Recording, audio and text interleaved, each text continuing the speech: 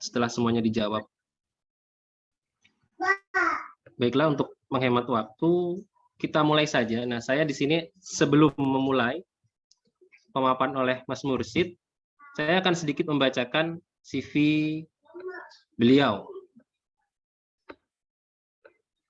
Jadi, pembicara pertama kita ini bernama Harsanto Mursid, MAGRSC.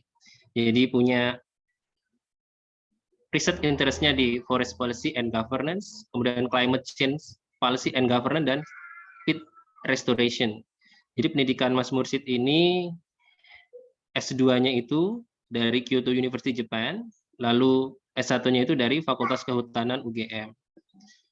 Adapun beberapa research project yang pernah dilakukan Mas Mursid ini, seperti yang terakhir, itu di Januari 2021, November 2020 sampai Januari 2021, itu terkait dengan SDGs in collaboration with the Dutch Geslachtsvoer Internationale dari GIZ. Lalu beberapa juga ada papernya Mas Mursid, ini kalau nggak salah saya juga pernah lihat di statusnya beliau ini. Ini Q1 ya, Scopus dengan judul Governance Issue Related to Management and Conservation of Mangrove Ecosystem to Support Climate Change Mitigation Action in Indonesia. Jadi publis di Forest Policy and Economics. Mungkin itu saja yang bisa saya sampaikan terkait CV dari Mas Mursid. Untuk waktu dan tempatnya saya persilahkan waktu sekitar 20-25 menit ya Mas Mursid. Terima kasih, dipersilakan untuk pemaparan materinya. Terima kasih Mas Fai atas perkenalannya. Sebelumnya Assalamualaikum warahmatullahi wabarakatuh. Perkenalkan, nama saya Harsanto Mursid. Saya sekarang dosen CPNS di Universitas Riau, dan saya diberi kesempatan oleh LUP Institute untuk sharing pengalaman saya mengenai proses seleksi, khususnya di bidang SKB yang sudah saya lalui di tahun kemarin. Nah, untuk itu izinkan saya untuk share screen, Mas Fai. Kita langsung saja ya, karena waktunya sangat terbatas. Oke, screen saya sudah terlihat? Kalau sudah terlihat? Oke. Sebentar.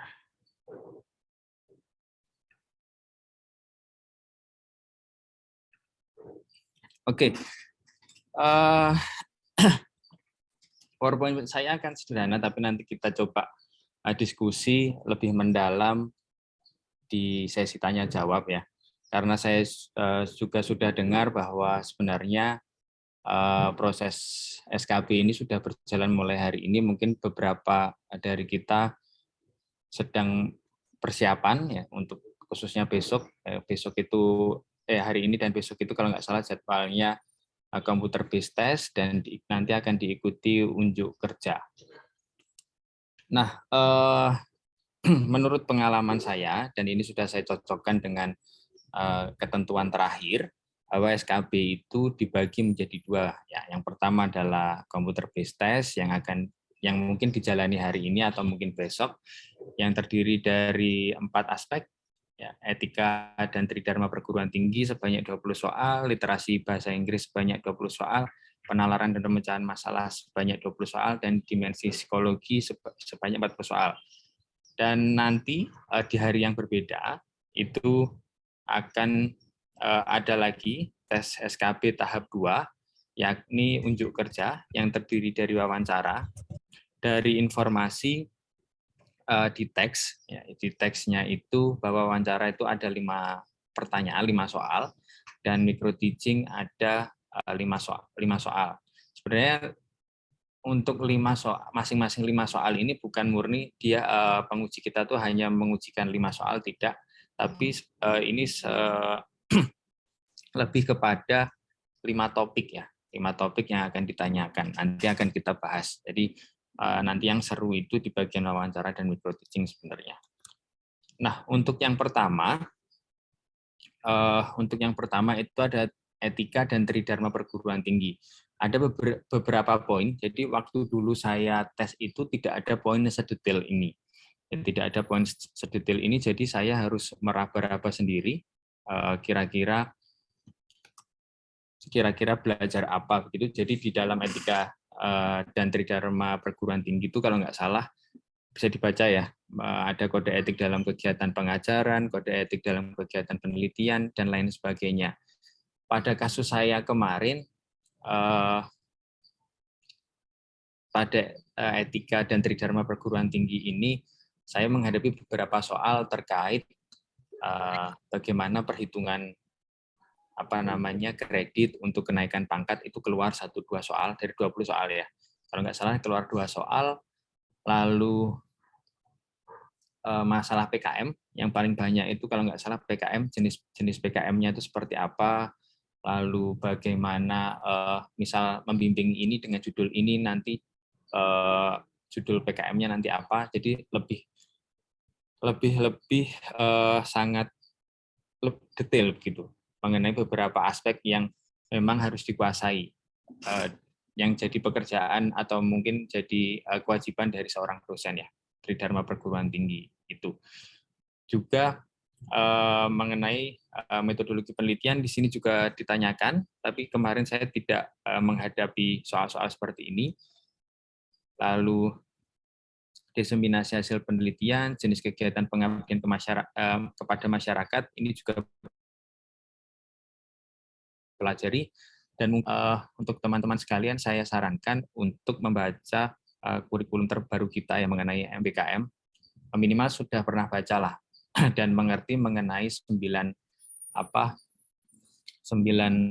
pokok pelaksanaan MBKM. Dan itu kemarin saya sempat belajar itu, jadi itu sangat baru dan saya mencoba mendalami itu, tapi ternyata di tahun saya kemarin itu tidak muncul. Mungkin di tahun ini karena pemerintah itu sudah tanda kutip ngebet untuk melakukan pengaplikasian kampus Merdeka itu, mungkin bisa dipelajari dan mungkin akan keluar karena mungkin semester depan ini beberapa kampus atau mungkin hampir semua itu diminta untuk mengaplikasikan kurikulum terbaru kita. Nah, tipsnya, untuk literasi bahasa Inggris, ya untuk literasi bahasa Inggris itu ada 5 topik ya, ada 5 poin. Yang pertama adalah berita, tajuk rencana, teks penjelasan ilmiah, kajian pustaka, dan pembahasan hasil penelitian. Di sini saya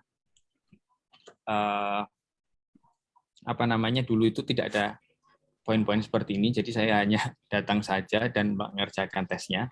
Tapi dari 5 poin ini nanti akan keluar, kalau saya dulu ya ada 5 bacaan dari 20 soal itu. Jadi ada 5 bacaan dari 20 soal itu, dan nanti keluarnya akan, misal pada soal pertama nanti teksnya mengenai berita, dan itu cukup panjang, bisa teman-teman scroll itu saking panjangnya, jadi harus dipahami dulu. Dan biasanya itu menggunakan kata-kata yang lumayan tidak umum ya, jadi perlu dipahami. Lalu mungkin soal cerita di part pertama itu akan muncul lagi di soal ketiga atau keempat. Jadi seperti itu. Jadi nanti mungkin teks pertama misalkan berita hari ini mengenai isu sawit akan dijadikan tanaman hutan misalnya. Itu ada satu bacaan utuh begitu. Nanti di soal berikutnya itu akan berganti kepada tajuk bacaan tajuk rencana. Nanti mungkin di soal ketiga nanti akan balik lagi ke berita mengenai sawit yang akan diangkat menjadi tanaman kehutanan itu, misalkan seperti itu. Dan soalnya pun nanti akan lebih ke reading ya, tidak ada structure, itu tidak ada menurut pengalaman saya kemarin. Jadi strateginya nanti teman-teman bisa sekiranya sudah baca satu teks, nanti teman-teman bisa cari, kan di situ kan ada fitur next ya. Jadi kalau belum terjawab nanti akan soalnya warnanya merah begitu. Terus jadi next aja sampai teman-teman sekalian ketemu bacaan atau teks yang sama dengan soal pertama yang teman-teman baca. Dan itu karena saya kemarin juga tidak ada kisi-kisi seperti ini, jadi saya mengerjakan saja. Ternyata soal teks bacaan yang sudah saya baca itu muncul lagi soal-soal berikutnya. Jadi kalau kita hitung, sebenarnya satu bacaan itu akan keluar 4 soal. Ya, jadi teman-teman cari aja sampai 4 soal teks yang sama itu, lalu kerjakan dengan teks yang lain begitu. Jadi dilompat-lompatin aja. Itu untuk menghemat waktu, karena kalau tidak itu akan sangat-sangat menguras waktu. Dan nanti pilihan jawabannya itu biasanya relatif mirip, ya. Relatif mirip, hanya beda 1-2 kata saja pada pilihan pilihan abjadnya begitu. Jadi mungkin cenderung bagaimana penggunaan kata tersebut, ya, karena bedanya itu hanya 1-2 kata saja. Misalkan kita memahami kalau di dalam bahasa Inggris kan misalkan contohnya itu freedom dan liberty, sebenarnya kan itu hal yang sama, yang mendefinisikan mengenai kebebasan. Namun kan freedom itu cenderung ke individu, sedangkan liberty itu cenderung ke bagaimana mengikat antara saat kita berkelompok lah, saat kebebasan kita saat berkelompok, seperti itu. Jadi mirip-mirip begitu, maknanya relatif sama, tapi yang membedakan itu hanya 1-2 kata saja yang sebenarnya menekankan kepada penggunaan. Untuk penalaran dan pemecahan masalah ini relatif sama juga, relatif sama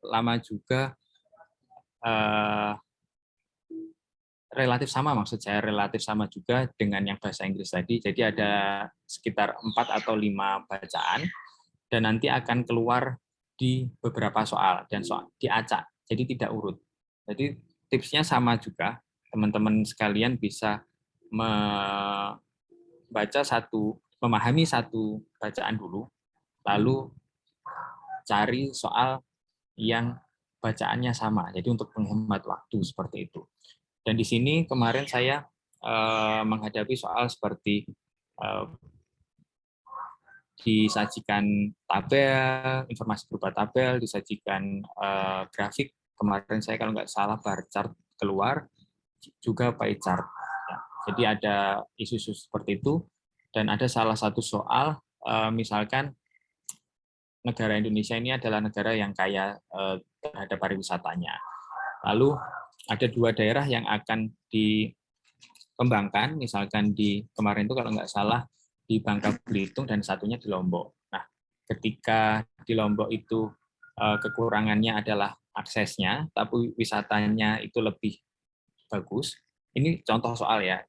Dan sedangkan di Bangka Belitung itu wisatanya kurang daripada Lombok, tapi aksesnya itu lebih dekat dari Jakarta atau dari penerbangan internasional lah, gampangnya begitu. Nah, itu ditanyain mengenai bagaimana pemecahannya, memilih yang mana dan apa alasannya, prioritasnya, seperti itu.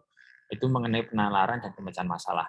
Jadi nanti saya ulang lagi bahwa untuk tes-tes ini dibaca dulu, dipahami dulu satu soal, satu bacaan secara detail, nanti baru cari soal-soal lain yang menggunakan bacaan tersebut, dan itu akan sangat menghemat waktu. Untuk dimensi psikologi itu ada 5 aspek juga. Yang pertama mengenai integritas, keunggulan personal, keunggulan sebagai pembelajar, penggerak perubahan, dan kompetensi sosial. Di pengalaman saya ini kalau nggak salah ada soal intinya A sama B. Ya, A sama B itu hanya pilihan saja. Jadi dimensi psikologi ini cenderung untuk melihat beberapa aspek, ya, khususnya untuk integritas, yang keunggulan personal ini, dan ini mungkin tidak terlalu sulit untuk dipilih. Jadi untuk ini mungkin teman-teman bisa pilih, ya, karena kemarin di SKD juga sudah pernah belajarkan ya mengenai dimensi psikologi ini, dan saya yakin ini sangat tidak terlalu berat lah untuk dipilih dan dikerjakan. Jadi saya tidak akan membahas ini terlalu dalam. Oh iya, dalam masing-masing subtes tadi itu akan dipisah waktunya. Kalau nggak salah itu sekarang 90 menit. Dan itu akan dipisah-pisah, nanti bahasa Inggris berapa waktunya, lalu dimensi psikologi berapa waktunya, itu akan dipisah-pisah begitu.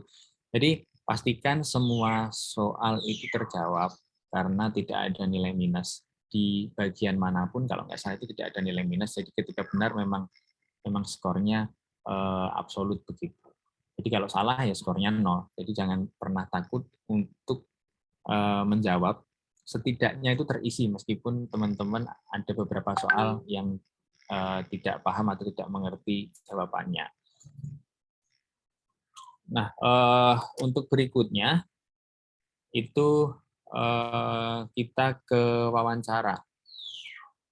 Untuk wawancara, jadi itu udah beda ya, sudah beda hari begitu. Jadi wawancara itu akan sendiri dan besoknya akan diikuti oleh micro teaching. Jadi itu dua hari kalau nggak salah waktu zaman saya dulu.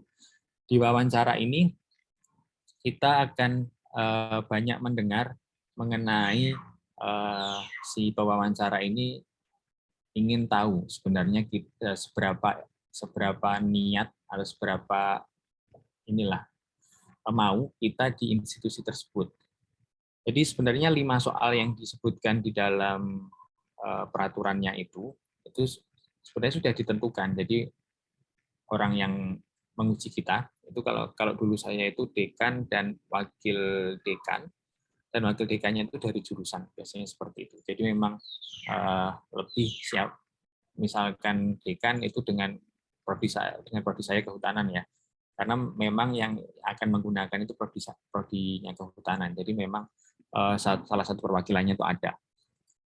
Lalu 5 topik itu biasanya adalah mengapa alasan memilih institusi tersebut atau memilih universitas tersebut, tentu ditanyakan ya, lalu juga teman-teman saya sarankan untuk menulis jawabannya. Jadi jauh-jauh hari itu sudah membuat jawabannya, mengapa menjadi ASN, lalu mengapa memilih institusi tersebut atau universitas tersebut, itu perlu ditulis sejak awal-awal. Jadi nanti ketika menjelaskan itu tidak terlalu rumit dan mudah dipahami.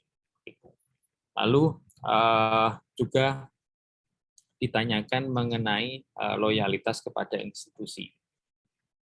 Jadi di sini mereka juga ingin tahu bagaimana institusi itu bagaimana teman-teman sekalian itu setia pada institusinya. Jadi misal pertanyaan yang muncul pada waktu saya itu ditanyain sudah menikah atau belum. Lalu ketika belum menikah, lalu nanti ada tawaran, ada misalkan jodoh atau dijodohkan begitu dengan seorang wanita, lalu dia tinggal yang relatif jauh, mungkin karena saya di Jawa ya, rumahnya jadi di Jawa, dan kebetulan ayahnya itu seorang yang tajir atau mungkin kaya atau memiliki kedudukan khusus begitu, lalu ketika dihadapkan oleh kondisi tersebut dan saya diminta untuk pindah ke Jawa lagi begitu, lalu bagaimana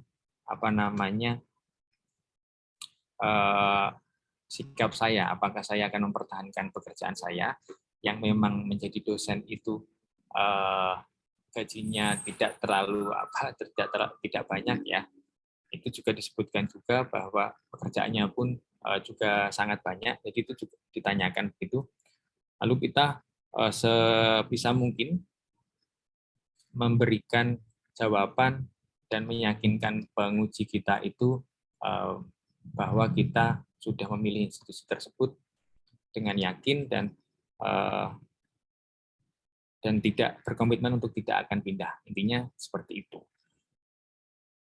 Dan kemarin itu kalau nggak salah saya lebih menekankan kepada bahwa saya seorang laki-laki dan saya pemimpin dalam keluarga saya. Jadi dan pekerjaan menjadi dosen itu adalah cita-cita saya dari kecil. Jadi saya akan membawa keluarga saya itu atau istri saya itu untuk ikut ke saya daripada saya yang pindah ke tempat lain. Jadi seperti itu. Di sini juga isu mengenai nasionalisme dan radikalisme itu juga ditanyakan karena itu sudah ditentukan ya, sudah ditentukan oleh kementerian kita topik-topik apa saja yang perlu ditanyakan oleh kepada apa namanya calon ASN tadi, calon CPNS tadi. Untuk nasionalisme dan radikalisme ini kalau saya tidak dengar dari beberapa penjelasan itu bahwa negara itu sangat ingin mempertahankan ya, ideologi Pancasilanya, dasar negaranya itu Pancasila. Jadi nanti teman-teman akan diuji, misalkan terhadap perbedaan beragama, bagaimana menghormati agama lain, dan mungkin juga ditanyai mengenai perubahan ideologi negara kita menjadi negara Islam, itu ditanyakan kemarin, dan saya sarankan teman-teman untuk menyiapkan jawabannya mulai sekarang. Jadi apa pendapatnya ketika dasar negara itu dirubah, ya, dirubah tidak lagi berdasarkan Pancasila, gitu, dan dirubah menjadi negara Islam, itu bagaimana? Dan menurut saya jawaban paling aman itu adalah mereka itu ingin mendengar bahwa Pancasila itu merupakan dasar negara kita, dan itu jika Pancasila itu dirubah, jika Pancasila itu dirubah, maka Indonesia itu sudah tidak ada lagi, istilahnya seperti itu, karena kita dulu itu dibangun berdasarkan kemajemukan, baik itu agama, budaya, dan lain-lainnya. Lalu di sini juga akan ditanyakan mengenai proyeksi karir di masa mendatang. Teman-teman nanti akan ditanyai kira-kira pendidikannya itu sudah di level apa, meskipun mereka bisa baca profil kita, tapi nanti akan ditanyakan lagi, lalu mau sekolah lagi di umur berapa, lalu mempunyai niat nggak untuk, misalkan yang masih S2 ya, mempunyai niat nggak untuk sekolah S3 dalam waktu dekat, dan targetnya gimana, itu bisa jadi ditanyakan. Dan untuk sesi wawancara dan micro teaching ini sebenarnya kan kita diwajibkan untuk memakai baju putih. Ini salah satu tips lagi ya, memakai baju putih dan celana hitam, dan memakai sepatu, dan memakai ikat pinggang kalau nggak salah. Jadi teman-teman sekalian bisa mematuhi peraturan tersebut. Jadi ada efek psikologisnya, kata teman saya, bahwa kita memang kalau sudah memakai baju lengkap begitu, meskipun di rumah, itu akan lebih siap. Jadi secara psikis kita tuh pede begitu. Di sisi lain kemarin juga ada bukan kasus sih, kayak ada pengalaman begitu di teman-teman yang di Telegram, karena saya memantau Telegram juga ya. Di mereka itu diminta untuk berdiri, lalu arahkan kameranya kepada apa yang kita pakai. Jadi kemarin itu ada juga yang hanya memakai kemeja tapi bawahnya itu masih celana pendek gitu, dan mungkin mengurangi nilainya. Jadi lebih baik teman-teman sekalian tetap mematuhi peraturan itu. Itu untuk sesi wawancara. Lalu untuk micro teaching, yang micro teaching itu ada beberapa hal. Ya, di sini tuh cenderung bagaimana kita skill kita untuk menjelaskan sesuatu atau mengirimkan materi kepada mahasiswa kita nanti. Jadi yang saya lakukan dulu, yang pertama adalah menyiapkan RPS. Yang menyiapkan RPS, rencana perkuliahan ya, itu di Word dan disesuaikan formatnya dengan, maksudnya covernya itu juga dengan covernya universitas tersebut, lalu kalau bisa teman-teman tahu kira-kira mata kuliah apa saja yang diajarkan di sana dan kodenya berapa. Jadi memang kemarin saya mencari informasi tersebut di web dan kebetulan dapat mengenai informasi mata kuliah apa saja yang diajarkan di sana. Jadi itu dibikin RPS-nya sebaik mungkin. Lalu setelah itu kita menyusun PowerPoint yang sesuai dengan bidang yang dikuasai. Jadi karena nanti teman-teman sekalian diminta untuk kerja, ya jadi hanya menjelaskan secara daring begini. Jadi siapkan aja PowerPoint dan itu saya sarankan materi yang paling dikuasai, baik itu riset ataupun materi kuliah, bisa materi dasar ataupun materi yang tingkatnya analisis atau bagaimana itu juga boleh saja. Yang dinilai di sini adalah kefasihan teman-teman dalam menguasai kelas dan kefasihan dalam menjelaskan suatu definisi ataupun mengirimkan dari materi yang teman-teman susun. Yang ketiga, teman-teman bisa lakukan tampilkan profil atau CV di awal. Ya, sebelum teman-teman itu menjelaskan kan biasanya silahkan melakukan unjuk kerja, menjelaskan materi itu. Jadi di awal itu sebelum mereka berbicara itu, teman-teman harapannya sudah menampilkan screen ya, sudah share screen begitu dan isinya portofolio. Tujuannya agar si penguji ini tahu siapa teman-teman sekalian, lalu karyanya apa, lalu riset interestnya di bidang apa, perlu ditampilkan. Itu yang dulu saya lakukan. Yang keempat adalah paparkan dengan bahasa asing atau bahasa Inggris jika lancar dan percaya diri. Ada beberapa penguji. Untuk micro teaching ini pengujinya ada 2 juga. Yang pertama ada wakil dekan dulu saya, dan yang kedua itu kepala kajur atau kepala jurusan. Itu. Lalu untuk pelaksanaan micro teaching-nya ini, kalau bisa teman-teman sekalian menjelaskan dalam bahasa asing atau bahasa Inggris ya. Misalkan bahasa Inggris seperti itu. Jadi mereka akan lebih yakin lah istilahnya. Berikan yang terbaik lah untuk penguji tersebut. Jadi kita menjelaskan dengan bahasa asing dan slide-nya juga dalam bahasa Inggris gitu.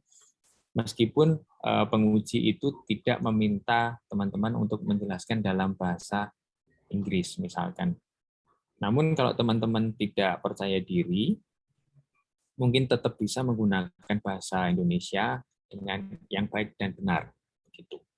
Tapi ada beberapa penguji memang yang langsung bilang bahwa silahkan sampaikan materi teman-teman, materi kalian dalam bentuk dalam bahasa asing. Itu juga ada. Namun saya sarankan persiapan dari awal itu sudah dengan bahasa Inggris. Dan yang kelima, berbicara seakan-akan sedang mengajar di depan mahasiswa. Jadi kita setup-nya itu memang kita mengajar mahasiswa, meskipun yang di dalam room itu adalah penguji-penguji kita. Jadi kita bisa interaktif, mengecek setelah kita menjelaskan 1-2 slide itu, ditanya sudah paham belum, atau pertanyaannya ada pertanyaan atau tidak gitu. Jadi itu untuk meyakinkan bahwa kita tuh berbicara 2 arah, istilahnya begitu. Nah,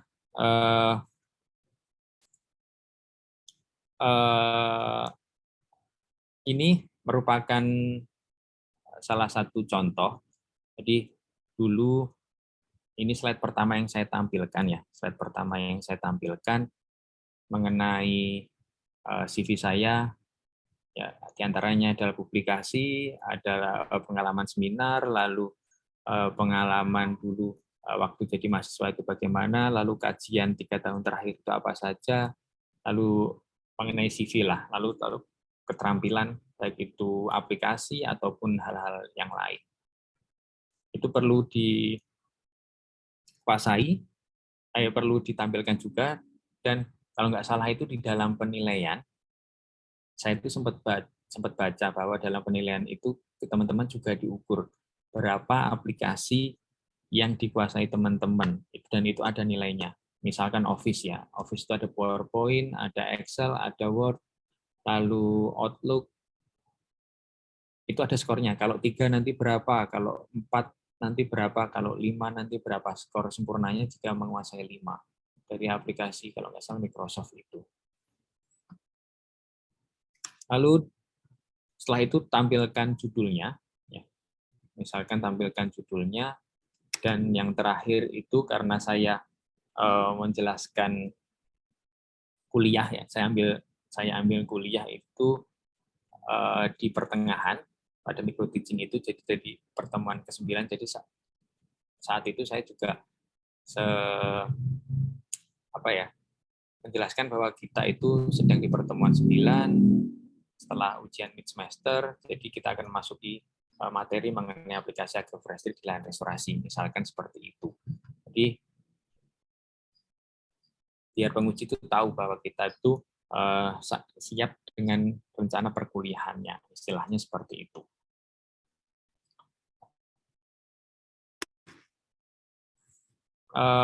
Mungkin itu yang bisa saya bagi atau paparkan. Nanti untuk hal-hal lain yang mungkin ingin ditanyakan teman-teman bisa di forum tanya jawab. Gitu. Terima kasih Mas Fai, waktu dan tempat saya kembalikan.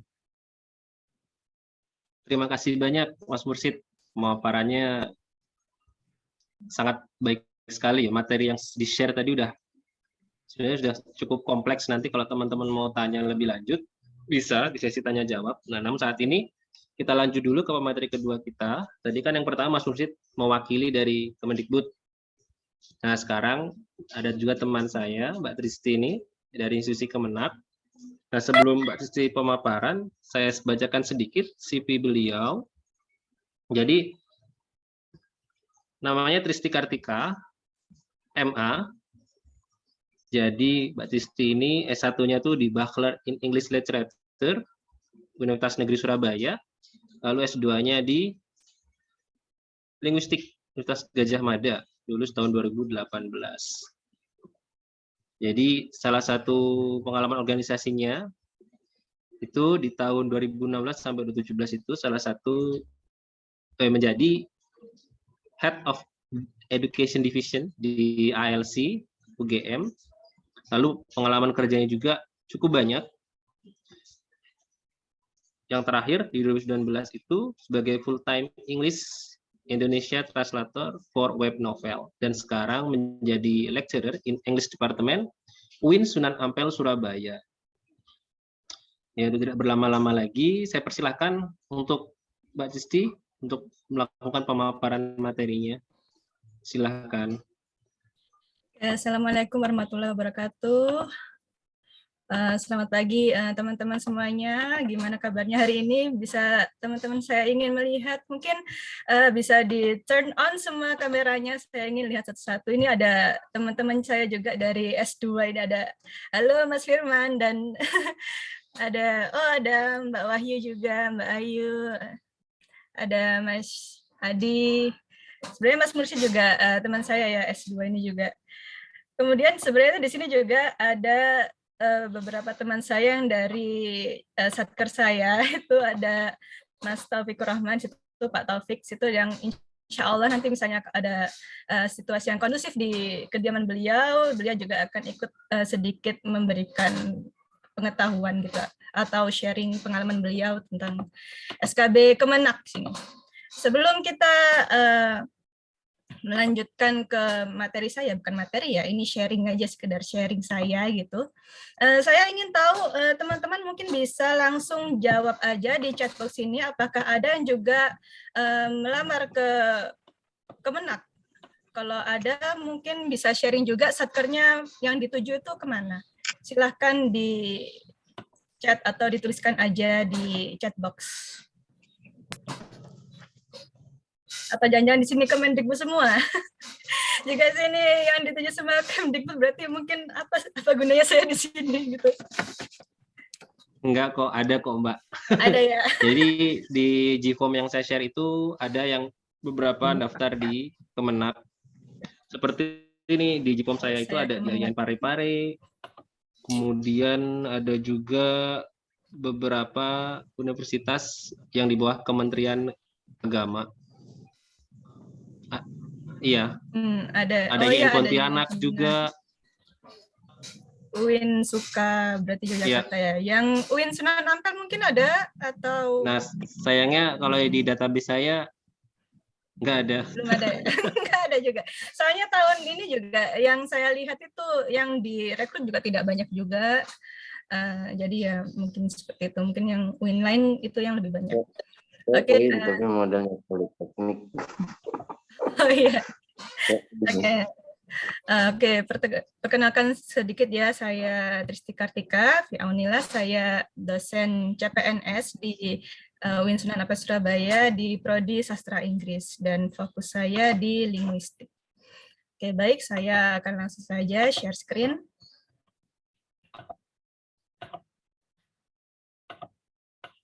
Di situ sedikit ada NIP ya. Saya doakan semoga teman-teman di sini nanti juga punya NIP masing-masing, insya Allah. Amin. Amin. Okay, the things to anticipate in SKB Kemenak 2021. Gitu. Jadi apa saja yang bisa kita antisipasi di SKB Kemenak di tahun ini, yang akan insya Allah dilakukan besok. Mungkin ada beberapa yang juga sudah dilakukan hari ini juga.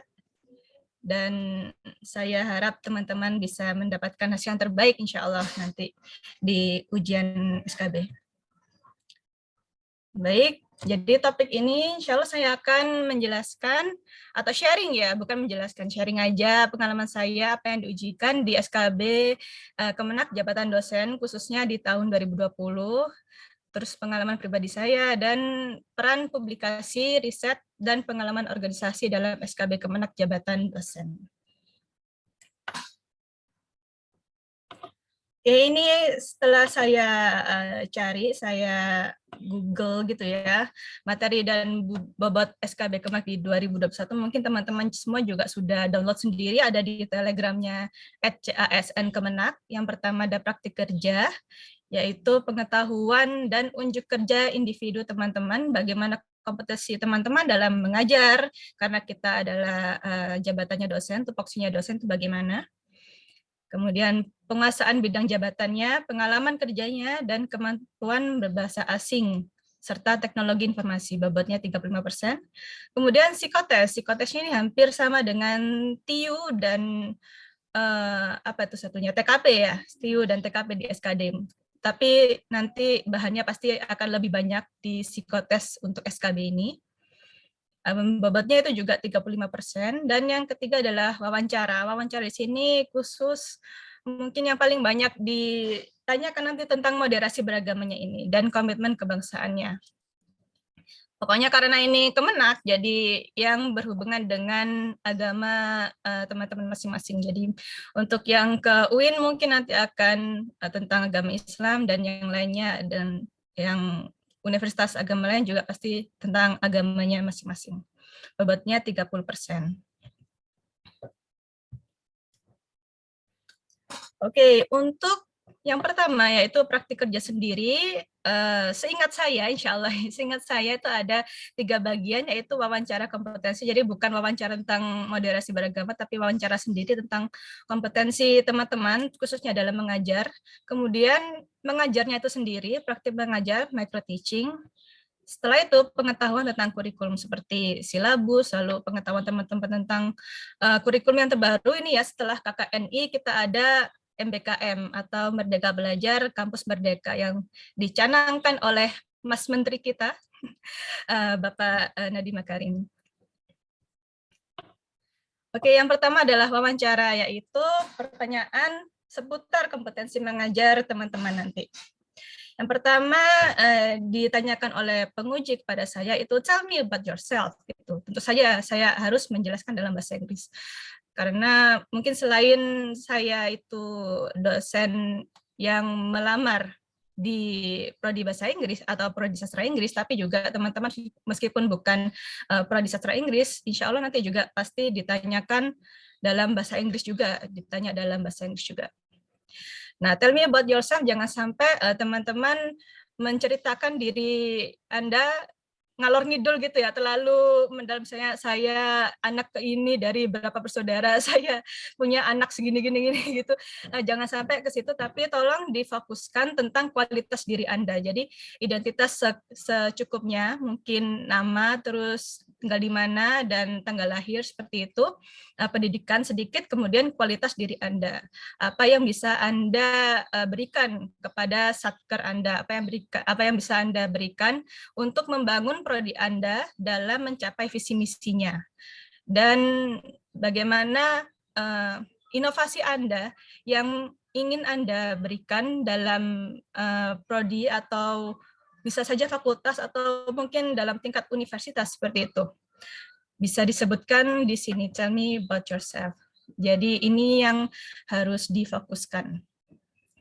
Nah, setelah menyebutkan kualitas diri Anda, maka saya sarankan Anda untuk mengatakan dengan percaya diri bahwa ini semua akan mendukung Anda untuk merasa pantas diterima di satker tersebut. Jadi kuncinya satu sini adalah rasa kepercayaan diri Anda.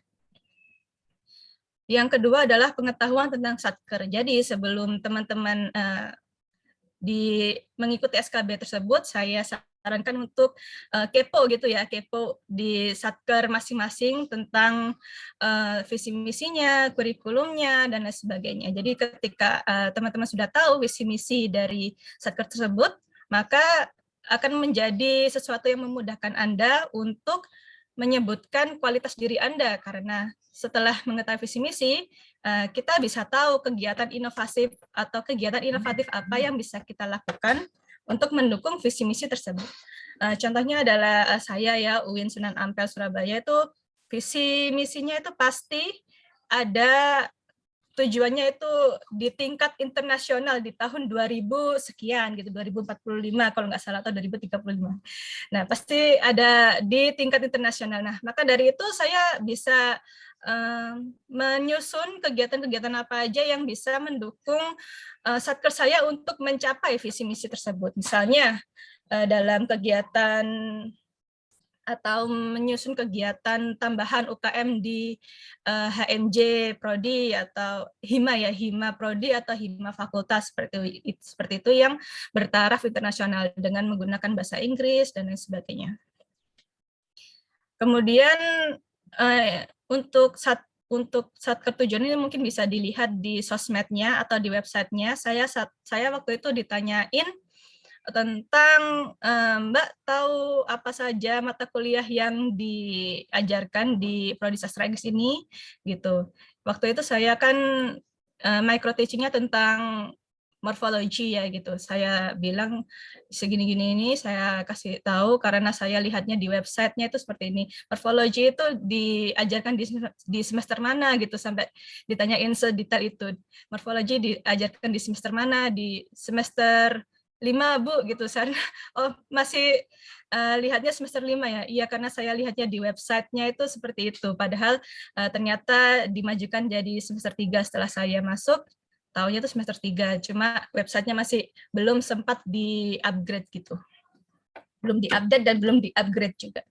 Sekarang sedang dalam proses upgrading website, jadi saya juga minta tolong teman-teman untuk doanya agar website satker saya bisa bertaraf internasional seperti itu. Oke, impian Anda dalam membangun satker tadi sudah saya jelaskan sedikit. Setelah teman-teman mengetahui visi misi dari satker masing-masing, jadi bisa menyusun inovasi apa yang untuk mendukung visi misi tersebut agar bisa dicapai. Setelah itu, wawancara yang lain adalah kompetensi mengajar. Ditanyakan nanti pengalaman mengajarnya baik di lembaga formal maupun non formal. Jadi meskipun teman-teman ngajarnya itu, saya sebenarnya tidak punya pengalaman mengajar di universitas sama sekali sebelum saya melamar di UIN Sunan Ampel ini. Tapi kok alhamdulillah itu diterima gitu. Saya juga heran. Jadi memang kalau rezeki itu insya Allah tidak akan tertukar dari teman-teman lain, meskipun saingan saya waktu itu dua-duanya sudah merupakan DLB atau dosen tidak tetap ya, di UIN Sunan Ampel juga bahkan. Dan satunya itu di UIN lain, tapi yang diterima alhamdulillah mungkin itu rezeki saya yang diterima meskipun tidak ada pengalaman sama sekali di lembaga formal. Mungkin kalau non formal ada beberapa gitu ya, seperti di ILC itu yang diketuai oleh Mas Mursyid. Saya di bagian divisi pendidikannya, di situ kami juga mengajar untuk tingkat S2. Situ juga saya jelaskan semuanya situ tentang peran saya sebagai ketua divisi pendidikan, situ terus kegiatan apa saja yang saya canangkan atau saya promosikan kepada para mahasiswa khususnya S2 di UGM waktu itu, dan saya merasa bahwa itu adalah suatu hal yang sangat mendukung saya untuk dapat diterima juga menjadi CPNS di UIN Sunan Ampel Surabaya. Jadi itulah pentingnya organisasi, teman-teman.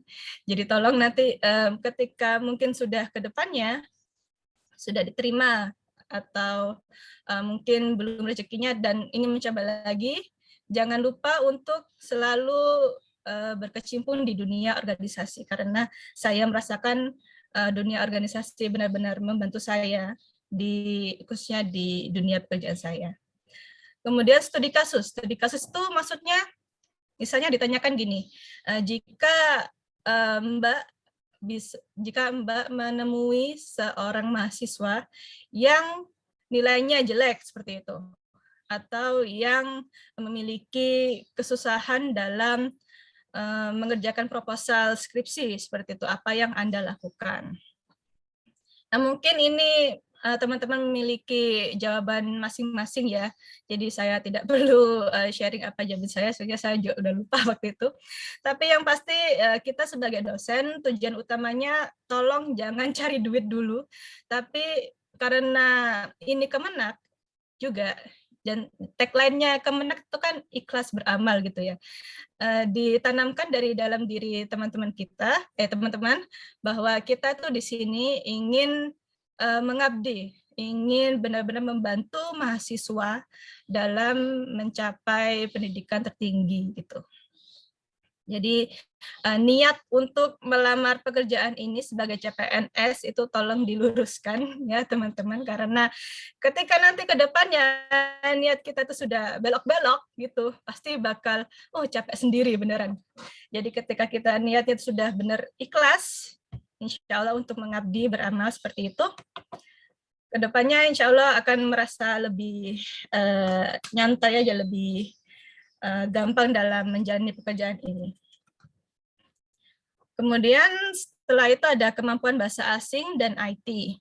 Nah, karena saya di UIN Sunan Ampel, mungkin di UIN lain juga, dan IAIN lain, terutama juga IAIN, akan ditanyakan tentang kemampuan bahasa Arab. Saya jujur aja karena saya bidang pendidikannya, basic pendidikannya tidak ada sama sekali yang di lembaga Islam gitu, misalnya MA, MTS gitu, saya tidak ada sama sekali, apalagi pondok gitu ya, saya tidak punya. Ya saya bilang aja dulu saya pernah belajar bahasa Arab di ILC, di organisasi saya, seperti itu. Tetapi untuk bahasa Arab yang secara fluent itu saya belum bisa, Bu. Jadi tolong teman-teman jangan sampai bohong gitu ya, bilang saya bisa bahasa Arab, padahal ya cuma bisanya itu man hadza atau ya kamakola seperti itu, atau ahlan wa sahlan seperti itu. Tapi disebutkan secara jujur aja. Meskipun tidak bisa bahasa Arab, tapi boleh saja menyebutkan bahasa lainnya. Saya waktu itu bilangnya sedikit bisa Jepang dan menulis tulisan Hangul, menulis tulisan Hangul ini bahasa Korea gitu. Jadi ini sharing secara santai aja ya. Saya juga mungkin yang serius-serius tadi sudah dibahas di materinya Mas Mursyid, jadi kita santai aja. Saya jujur-jujur aja, ini apa yang saya alami di SKB tahun lalu. Kemudian setelah itu persiapkan dokumen hasil tes proficiency. Jadi misalnya teman-teman menyebutkan bahwa teman-teman ahli dalam atau proficient atau fluent dalam bahasa Inggris bisa dibuktikan dengan hasil tes TOEFL atau TOEIC dan lain sebagainya. Kemudian ada lagi keahlian penggunaan aplikasi penunjang pengajaran. Jadi karena kita ada blended learning ya, kita ada offline dan online learning. Jadi kemampuan teknologi itu menjadi salah satu yang wajib dimiliki oleh setiap dosen. Karena ya setiap hari seperti ini kita mengajar via Zoom atau via Google Meet, dan maka dari itu sesuatu yang digital sudah pasti harus kita kuasai. Nah, seperti ini saya sudah menyebutkan beberapa aplikasi, mungkin teman-teman bisa atau sudah menggunakan aplikasi tersebut. Ada Google Classroom, itu mungkin salah satu aplikasi yang paling mudah dan paling ringan untuk digunakan dalam mengajar. Kemudian ada Schoology atau Edmodo. Nah, itu ada salah satu saingan saya yang kebetulan adalah kakak kelas saya. Beliau menggunakan Edmodo gitu ya. Nanti sama pengujinya akan diminta untuk menunjukkan akun Edmodo-nya seperti itu, dan cara beliau menggunakan Edmodo-nya. Kemudian ada juga aplikasi seperti Quizizz, Kahoot. Itu waktu itu saya juga menggunakan Kahoot di praktek mengajar. Jadi Quizizz Kahoot ini untuk sebagai media assessment atau penilaian pemahaman mahasiswa. Kemudian ada juga Mendeley atau Zotero, ini adalah aplikasi untuk citation ya, citasi dalam mengerjakan artikel penelitian. Kemudian ditanyakan juga tentang publikasi. Jadi sebenarnya saya juga publikasinya tuh sedikit, tidak sebanyak atau setinggi Mas Mursyid tadi yang sudah ada Scopusnya gitu, tapi alhamdulillah ada, dan saya merasakan itu mungkin menjadi salah satu yang mendukung saya untuk diterima di UIN Sunan Ampel ini. Kemudian untuk prediksi di tahun 2021 mungkin pengetahuan tentang akreditasi gitu ya. Jadi pernah juga saya ditanyakan, selain mengajar dan memberikan atau mengerjakan artikel penelitian, apa saja kontribusi Anda untuk prodi gitu.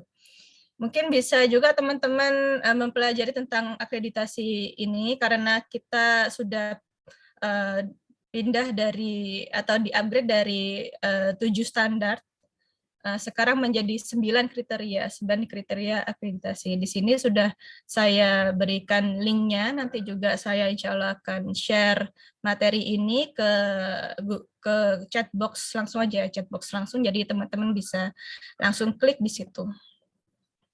Di 9 kriteria akreditasi ini juga sudah ada tridharma perguruan tinggi yang disebutkan oleh Mas Mursyid tadi, ada pendidikan, kemudian penelitian, dan PKM atau pengabdian kepada masyarakat. Jadi itu insya Allah itu yang bisa saya ingat dari wawancara saya di praktek kerja. Kemudian masuk ke micro teaching-nya atau praktek kerjanya langsung. Ini durasinya 5 menit, saya tahu ini mungkin cepat banget gitu ya, tapi itu yang diminta dan kami sudah mengetahuinya itu sejak sebelum SKB, jadi tidak tiba-tiba langsung disuruh 5 menit, tuh kaget banget gitu kan, 5 menit. Mengajar 5 menit itu apa saja yang dijelaskan ke mahasiswa, itu juga bingung banget waktu itu, tapi setelah kami tahu dari Propek waktu itu ya, dicek, durasinya 5 menit. Akhirnya kami atau saya mungkin ya, saya pribadi membuat 2 versi PowerPoint dari materi yang saya ajarkan. Jadi yang pertama itu versi panjangnya, jadi mungkin kalau pas SKB tidak perlu harus 5 menit, jadi saya bisa pakai yang versi panjangnya. Kemudian ada versi yang singkatnya, itu benar-benar saya ukur ketika saya praktek, saya ukur apakah ini sudah 5 menit atau belum, itu versi singkatnya. Jadi tolong teman-teman juga persiapannya itu yang benar-benar matang ya, dan selalu dicek ropeknya. Mungkin tahun ini juga masih ada ropek gitu ya, di situ bisa dicek ketentuan-ketentuan yang akan ditemui di SKB. Nah, ini saya karena di UIN selalu diawali salam dan doa. Salamnya jangan lupa dan doanya. Setelah itu presensi mungkin teman-teman bisa sebutkan 2 nama aja, jangan banyak-banyak. Kemudian introduction-nya dijelas atau ditunjukkan judul topiknya apa dan tujuan pembelajaran dalam pertemuan tersebut itu apa.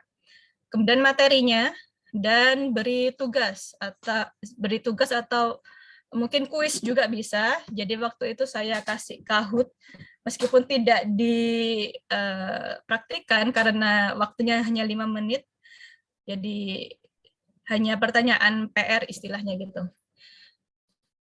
Di sini pertanyaannya tidak harus dalam bentuk tugas aja, maksudnya tugas yang pertanyaan jawaban seperti itu. Mungkin teman-teman bisa minta mahasiswa untuk membuat video atau review artikel penelitian atau juga membuat Instagram post dan lain sebagainya itu, atau TikTok juga gitu. Mungkin kalau di prodi saya enggak, tapi kalau di fakultas lain ada kali ya yang justru bikin TikTok post TikTok gitu. Kalau Instagram pasti sudah banyak juga dosen-dosen di fakultas saya yang menggunakannya, yang meminta mahasiswanya untuk membuat Instagram post. Kemudian akhiri dengan doa dan salam. Kalau di tempat saya biasanya tuh doanya tuh doa kafaratul majelis yang subhanakallahumma wa bihamdika asyhadu an la ilaha illa anta astaghfiruka wa atubu ilaik itu. Mungkin teman-teman juga bisa melakukannya nanti diakhiri dengan doa kafaratul majelis dan salam. Tipsnya ini mungkin ya sedikit tips. Jika bertanya kepada mahasiswa, selalu apresiasi jawabannya gitu. Jadi mungkin kan saya juga pura-puranya gitu ya. Saya bertanya pada mahasiswa ini apa gitu. Mungkin jawabannya salah gitu. Saya akan bilang, thank you for answering, however, nah itu saya jelaskan, saya luruskan, tapi jangan lupa kita harus selalu mengapresiasi keberanian mahasiswa dalam menjawab pertanyaan kita. Nah, kedua itu materi diawali dengan studi kasus atau pertanyaan sebagai brainstorming. Materinya kalau bisa ya teman-teman jangan langsung dipaparkan materinya, tapi diawali dengan pertanyaan. Misalnya saya morfologi gitu ya, tentang pembentukan kata gitu. Saya tanyakan dulu kepada mahasiswa, istilah kata, apa yang Anda ketahui tentang kata? Tolong didefinisikan kata itu apa, bla bla bla bla. Kemudian saya kasih contoh-contoh kata. Nah, di sini mana yang bisa dikategorikan sebagai kata dan mana yang tidak, kira-kira tolong dijawab. Nah, gitu, seperti itu. Kemudian yang ketiga itu pancing mahasiswa dengan pertanyaan yang menjebak. Maksudnya menjebak itu yang mungkin tidak ada di materi teman-teman, tapi ketika dipikirkan atau ketika dipikir secara kritis gitu ya, pasti akan diketemui jawabannya. Misalnya saya morfologi itu, bukan morfologi ya, sinteks. Misalnya saya sinteks ada frasa atau kalimat, atau klausa gitu ya, frasa atau klausa gitu. Saya berikan contoh-contoh tentang frasa itu. Frasa ada beberapa frasa yang terdiri dari lebih dari satu kata atau hanya satu kata saja gitu. Tapi saya tidak menyebutkan bahwa hanya ada satu kata. Frasa bisa dibuat dengan menggunakan hanya satu kata saja. Saya tidak menyebutkan di situ, tapi di akhir materi saya akan menanyakan, jadi menurut teman-teman apakah sebuah frasa hanya bisa dibentuk dengan lebih dari satu kata atau hanya satu kata saja gitu. Saya tidak menyebutkan di materi, tetapi ketika mahasiswa memikirkan materi itu dengan kritis, mereka pasti bisa menjawabnya.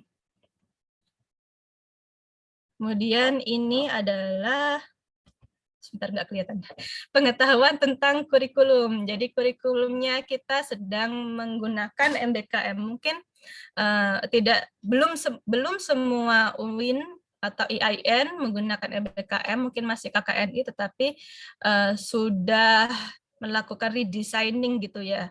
step by step kita sudah mengganti kurikulum atau upgrade ya, bukan diganti, karena MBKM itu juga masih mengandung unsur-unsur dari KKNI, tetapi ada upgrade-nya sendiri MBKM. Teman-teman saya juga sudah mempelajari tentang MBKM, tentang Merdeka Belajar ini di berbagai sumber. Mungkin ya ini juga sudah saya berikan panduan penyusunan kurikulum Merdeka Belajar, jadi tentang apa sih MBKM itu dan perbedaannya dengan KKNI itu, nanti teman-teman bisa langsung klik aja di sini. Oke. Pertama, sediakan RPS dan BCO. BCO itu apa ya? Mungkin SAP ini ya, Basic Course Outline gitu. RPS-nya kalau bisa dituliskan dalam bahasa Inggris. Meskipun saya waktu itu bahasa Indonesia, tetapi karena visi misi dari prodi saya atau satuan kerja saya itu sudah ingin ke internasionalisasi. Ini sedikit spoiler aja ya, mungkin karena saya juga kemarin mengikuti acara internasionalisasi ini, dan mereka dari pihak universitas menyarankan kami di bagian prodi-prodi untuk mengganti RPS-nya dengan bahasa Inggris. Semua RPS, bahan ajar, lain sebagainya itu dituliskan dalam bahasa Inggris. Kalau teman-teman tidak yakin apakah ini harus dituliskan dalam bahasa Inggris atau enggak, saya sarankan untuk menyediakan 2 versi, yang bahasa Indonesia dan bahasa Inggris. Setelah RPS dan BCO atau Basic Course Outline, Basic Course Outline itu adalah silabusnya yang atau RPS-nya dalam bentuk yang apa ya, kontrak belajar gitu loh, kontrak belajar. Jadi di situ juga ada RPS tapi dalam bentuk singkatnya aja. Kontrak belajar di situ saya selalu memaparkan BCO ini di pertemuan pertama. Oke, yang kedua adalah CPL dan CPMK yang ada di RPS. Jadi CPL adalah capaian lulusan gitu, capaian lulusan, dan CPMK atau capaian mata kuliah yang ada di RPS itu saya sarankan untuk menggunakan kata-kata taksonomi Bloom yang di tingkat tinggi. Jadi saya background-nya tuh mungkin emang bukan pendidikan, jadi saya minta maaf jika ada salah dalam menjelaskan ini ya, tapi ini berdasarkan dari pengalaman saya setelah mengikuti berbagai workshop dari prodi untuk menuju ke MBKM gitu ya. Kalau bisa menggunakan kata-kata taksonomi Bloom di tingkat tinggi. Jadi kita lihat di sini taksonomi Bloom-nya kita sudah ada upgrade ya. Jadi misalnya kalau teman-teman mau cari bisa lihat dari situsnya Iowa University, Iowa University seperti itu. Yang paling kiri itu adalah yang rendah, kemudian ini ada tingkatannya makin ke kanan makin ke tinggi. Jadi yang pertama mungkin capaian lulusannya atau capaian mata kuliahnya itu pertemuan pertama misalnya menjelaskan atau mendefinisikan istilah bla bla bla bla. Nah, seperti itu. Nah, itu termasuk di tingkat rendah. Ini sebenarnya itu ada banyak gitu ya, mungkin teman-teman juga bisa langsung Google aja, tapi saya crop hanya tinggal segini. Yang paling tinggi adalah creating. Jadi kalau yang creating itu saya biasanya yang paling tinggi itu di pertemuan akhir gitu. Saya minta mahasiswa untuk membuat atau menyusun artikel atau paper penelitian seperti itu.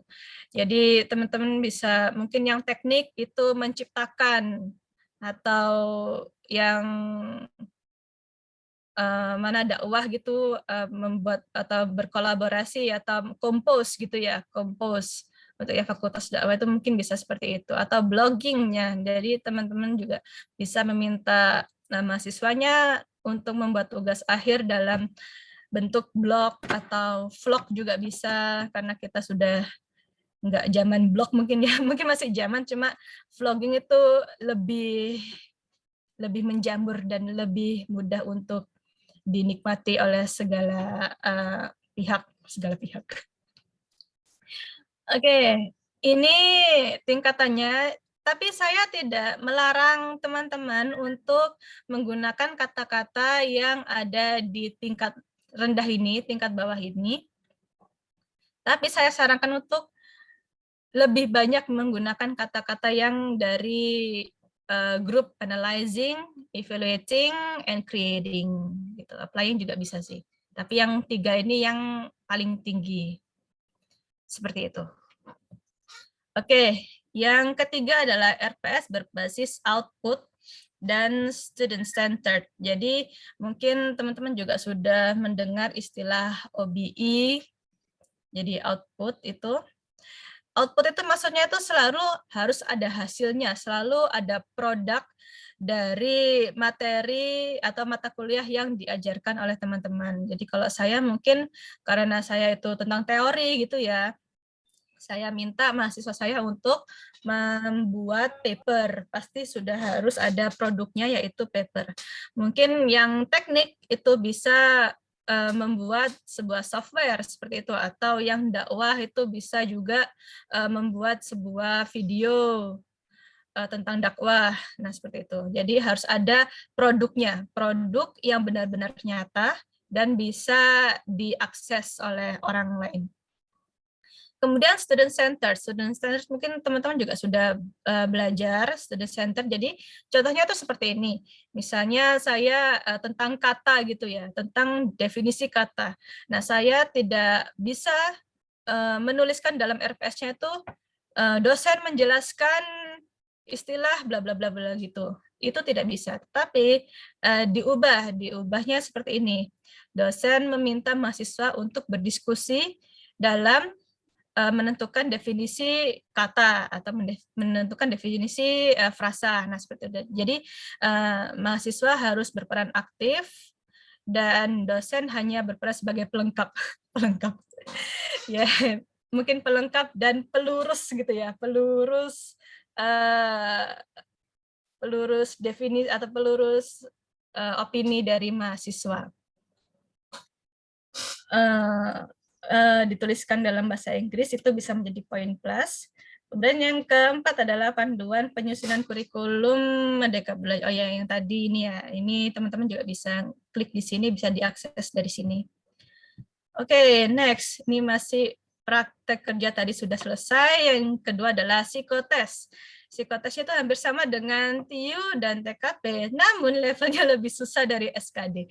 Jadi teman-teman saya minta tolong teman-teman untuk pastikan menghafal segala macam rumus gitu ya, seperti bangun data, bangun ruang, logika matematika dan lain sebagainya.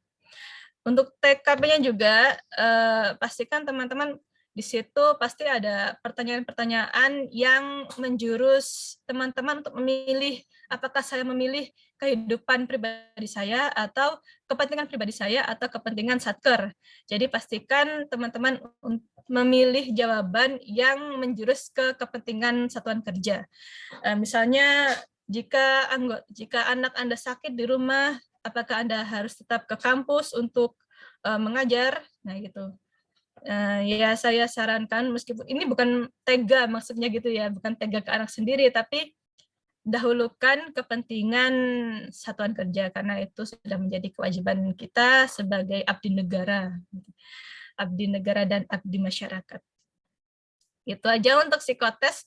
Untuk jenis-jenis pertanyaannya seperti apa, mungkin teman-teman sudah bisa Google sendiri atau di YouTube sendiri. Saya waktu itu juga belajar dari YouTube, dan saya belajar soalnya saya kerjakan semua itu, saya masih ingat sampai bukunya itu lecek-lecek gitu ya. Itu waktu itu benar-benar saya ingin menghafal segala macam rumus yang mungkin sudah lupa itu di SMA atau di SMP. Itu saya bolak-balik belajar dari YouTube, dan ada bukunya juga, tapi saat ini saya tidak bisa menunjukkan bukunya karena nggak tahu bukunya, mungkin dipinjam teman dan tidak ada sekarang. Next, itu adalah wawancara. Wawancara di sini tentang 3 poin pokok. Yang pertama, komitmen kebangsaan. Pertanyaannya mungkin hampir sama dengan TWK gitu ya. Di sini ada studi kasus, contohnya itu apa pendapat Anda tentang orang yang menolak hormat bendera gitu. Kemudian ada juga pengalaman nilai-nilai Pancasila. Di sini mungkin saya juga tidak menjelaskan jawaban saya gitu ya. Pasti teman-teman sudah punya jawaban sendiri-sendiri. Tapi pastikan jawaban teman-teman selalu mengacu pada ideologi Pancasila dan Undang-Undang Dasar. Karena kita tahu bahwa ideologi Pancasila dan Undang-Undang Dasar 45 itu sudah ditetapkan sebagai dasar negara kita, dan kita sebagai warga negara harus menerima, ya pasti ya. Pertama itu harus menerimanya dan mengamalkannya. Kemudian studi kasus yang lain tuh juga ini dari teman saya ya. Apa pendapat Anda tentang orang yang gampang mengkafirkan orang lain gitu? Kemudian kalau saya sendiri tuh, saya pribadi jika ada pihak yang melakukan ritual agama yang menyimpang, apakah apa yang Anda lakukan gitu?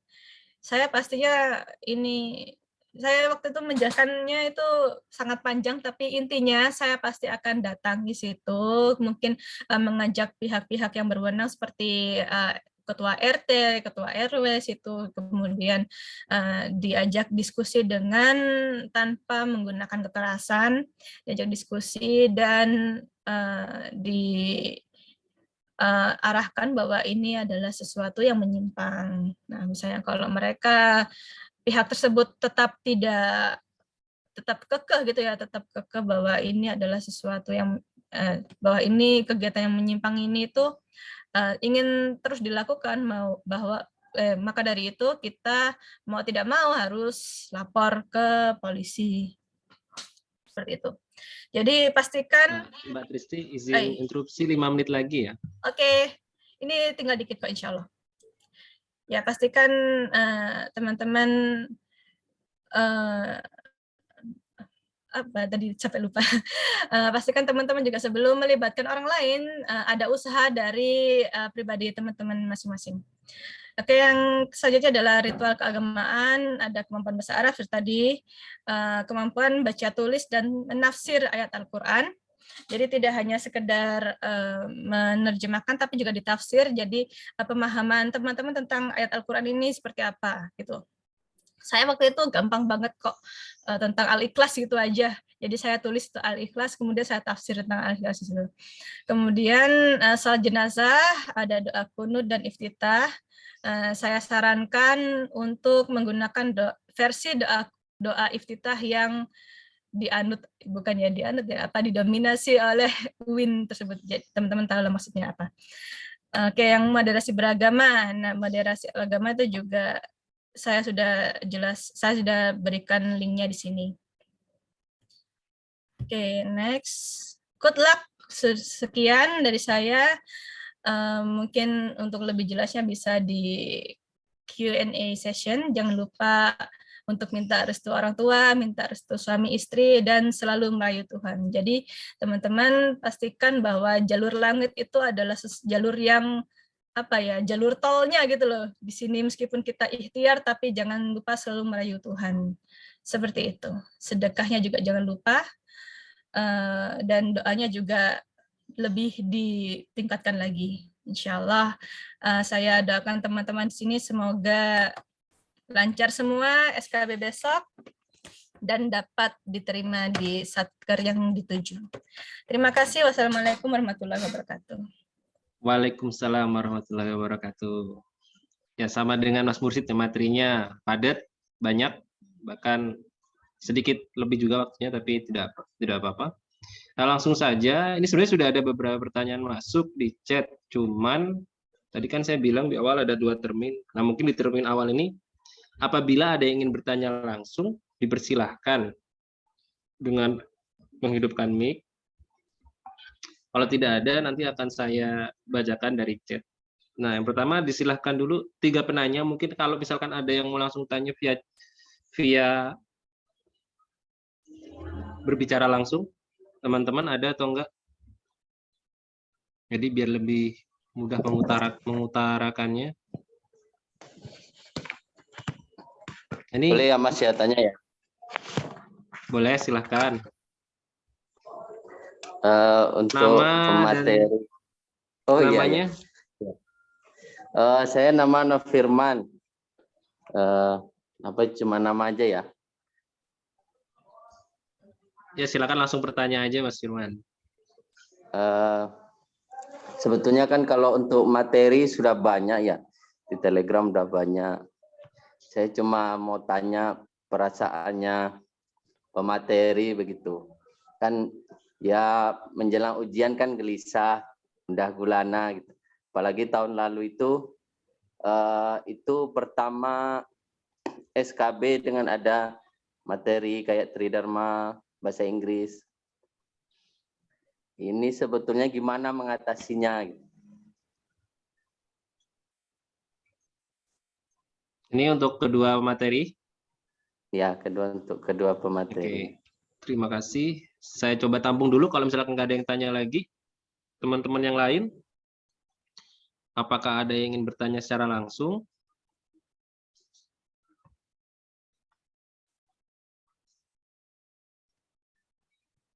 Nggak ada ya. Oke, silakan untuk dijawab oleh kedua pemateri kita, Mas Mursyid dulu sesuai urutan, lalu nanti yang kedua Mbak Tristi ya. Silakan Mas Mursyid, pertanyaan dari teman kita sendiri nih. Oh iya, terima kasih atas pertanyaannya. Intinya bagaimana untuk mengelola ini ya, mengelola psikis kita menjelang tes. Sebenarnya ini lain orang lain caranya. Ada orang yang sebelum untuk mencapai sebuah ketenangan untuk menjalani tes itu ada yang 1 hari sebelum tes itu berhenti belajar. Ada orang yang memang mungkin seperti saya, hamin 3 jam pun saya masih belajar lah, masih mereview materi-materi lagi. Dan yang saya lakukan bagaimana untuk mengelola nervous tadi, itu saya tidak mencari tahu mengenai siapa lawan saya, itulah istilahnya. Jadi saya tidak cari tahu dulu siapa dia, lalu profilnya bagaimana. Itu saya tidak cari tahu. Itu salah satu cara saya untuk mengendalikan rasa deg-degan tadi. Nanti mungkin bisa carinya ketika tesnya sudah selesai. Dan sebelum itu untuk untuk mencapai sebuah ketenangan tadi, cara paling jitu menurut saya itu selalu sebelum tes itu, kalau saya kan tidak serumah dengan ibu saya, maksudnya saya dulu kan di Jogja, terus ibu saya di Jawa Timur. Saya telepon dulu, minta doa restu, karena saya percaya bahwa orang tua saya itu tangan Tuhan, istilahnya, yang memberikan ketenangan juga. Jadi saya lebih cerita dulu dan minta doa restu dulu kepada orang tua saya. Itu sih yang paling membuat saya tenang sebelum melakukan tes SKB itu. Selebihnya hanya masalah persiapan dan pengelolaan perasaan aja. Gitu, Mas.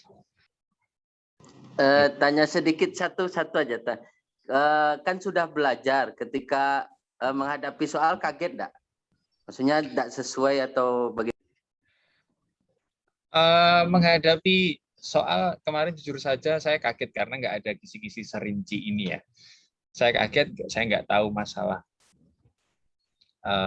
Ternyata soal cerita, lalu soalnya itu mengenai PKM kayak gitu. Tapi saya di dalam ruangan itu berusaha mengendalikan kekagetan itu ya, mengendalikan, intinya tetap fokus. Sebenarnya banyak aja distruksi atau gangguan dari orang lain yang satu tempat tes sama kita ya. Misalkan komputernya rusak, komputernya bermasalah ataupun itu, dan itu mungkin saja menimbulkan kegaduhan. Dan kebetulan di ruangan saya itu ada beberapa. Saya tes di UNY kalau nggak salah, itu ada komputernya nggak bisa atau mungkin macet atau bagaimana. Intinya tetap fokus sama apa yang kita kerjakan saja, dan sebisa mungkin tenang kayak gitu. Mungkin itu Mas Firman. Oke, Mbak Tristi, silakan. Kalau saya juga mungkin bukan 3 jam, bahkan beberapa menit sebelumnya itu saya juga masih lihat video YouTube yang tentang ini mengerjakan tes SKB, tes psikotes waktu itu ya. Saya masih headsetan itu masih lihat itu video YouTube bagaimana caranya gitu. Jadi memang persiapan, saya percaya bahwa persiapan itu tidak mengingkari hasil. Nah, seperti itu. Jadi teman-teman jika persiapannya memang benar-benar matang, insya Allah nanti hasilnya juga bagus. Dan jangan lupa juga berdoanya, seperti tadi jalur langitnya itu jangan sampai dilupakan, minta restu ke orang tua, minta restu ke suami atau istri, seperti itu. Insya Allah. Dan sedekahnya itu juga jangan lupa ya. Saya sok-sokan jadi ustazah sini padahal tidak ada background Islami sama sekali. Mungkin seperti itu saja, kurang lebihnya sama dengan Mas Mursyid. Oke, terima kasih atas jawabannya. Apakah teman-teman lain ada yang ingin bertanya secara langsung? Kalau tidak, ini sudah ada beberapa via chat ya, dan sudah saya rangkum, saya pindahkan ke Word. Dan tadi yang Mbak Tristi khawatirkan nggak ada yang tanya, ini ada Mbak ternyata. Untuk yang di Kemenak, muncul ya, udah ya. Ini saya rangkum dari pertanyaan di chat nih. Ini 2 pertanyaan ini kayaknya lebih ke Mbak Tristi. Nanti yang ketiga, Mas Mursyid juga bisa jawab. Cuman ini pertama saya ingin tanyakan dulu ke Mbak Tristi. Jadi pertanyaan yang pertama nih. Nama saya Nanda, insya Allah apply salah satu kampus di Kemenak. Izin bertanya kepada pembicara kedua. Sebenarnya bagaimana memposisikan diri kita terhadap isu beragama yang moderat? Nah, yang tadi seperti yang Mbak Tristi disampaikan juga udah ada ya. Itu pertanyaan pertama. Yang kedua, dia tanya sedikit isu sensitif. Seperti yang sudah kita tahu, isu bahwa kampus-kampus di Kemenak kan memang didominasi oleh salah satu ormas besar ya, Islam. Nah, apakah misalkan kalau kita bilang bukan bagian dari ormas tersebut tuh peluangnya besar apa enggak tuh untuk diterima? Nah, itu gimana Mbak Tristi menanggapi pertanyaan tersebut? Ada yang sedikit sensitif ya, tapi nggak apa-apa, kita sharingnya secara terbuka ya, saja. Makanya seperti itu. Sharing ini. Oke, mungkin ditunjukkan lagi Mas, biar saya lihat pertanyaannya.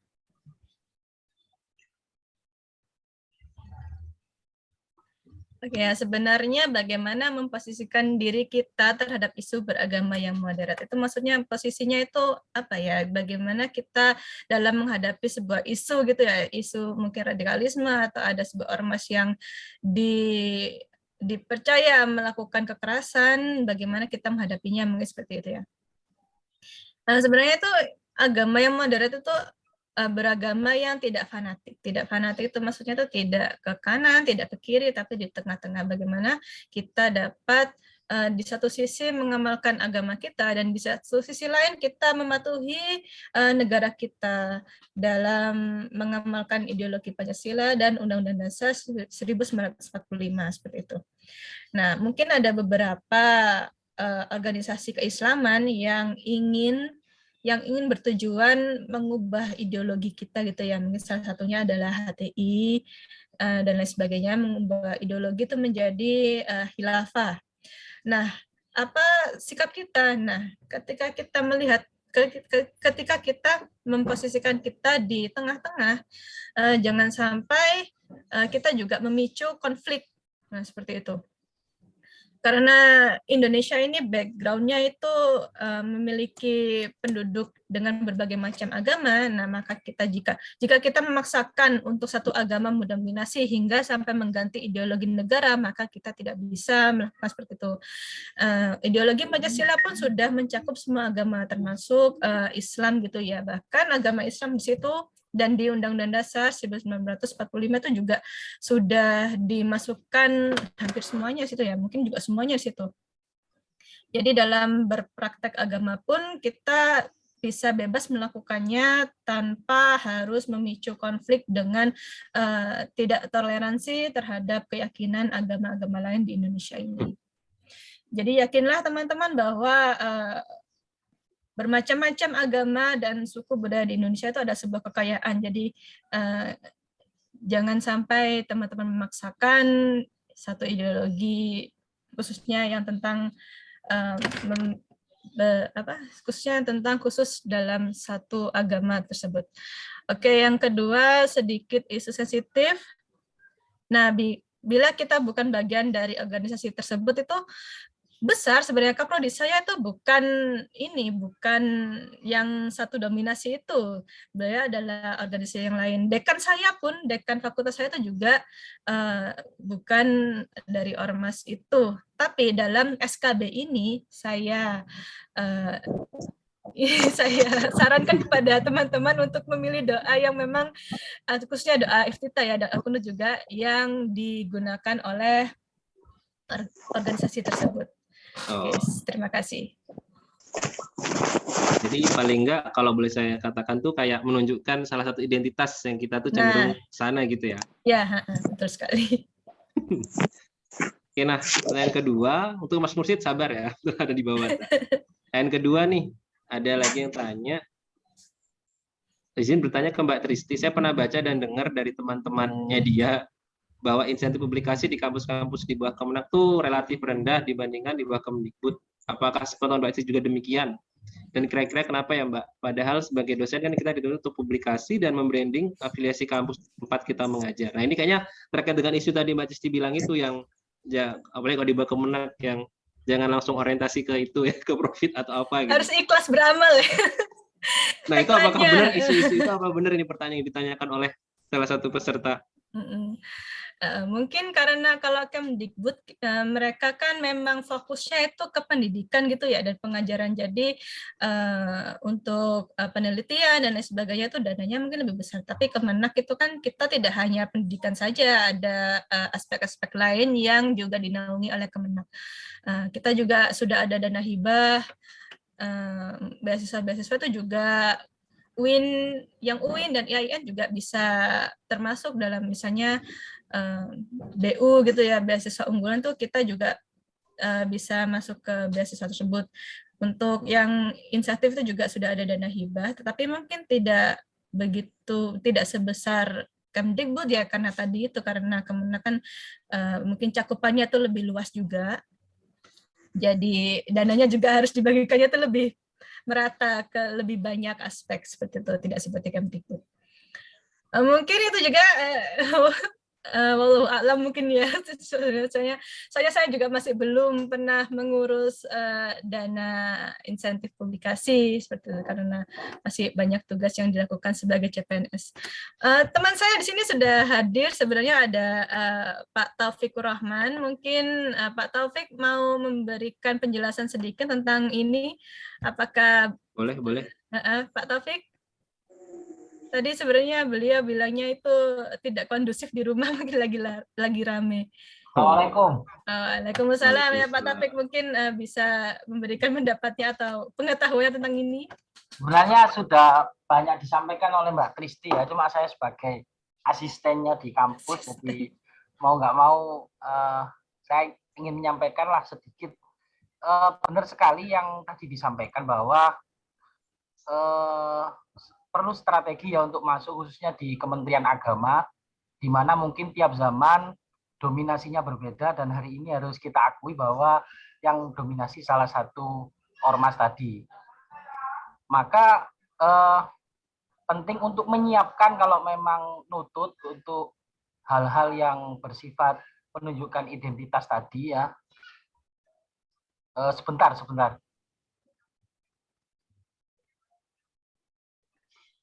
Dipanggil anak saya.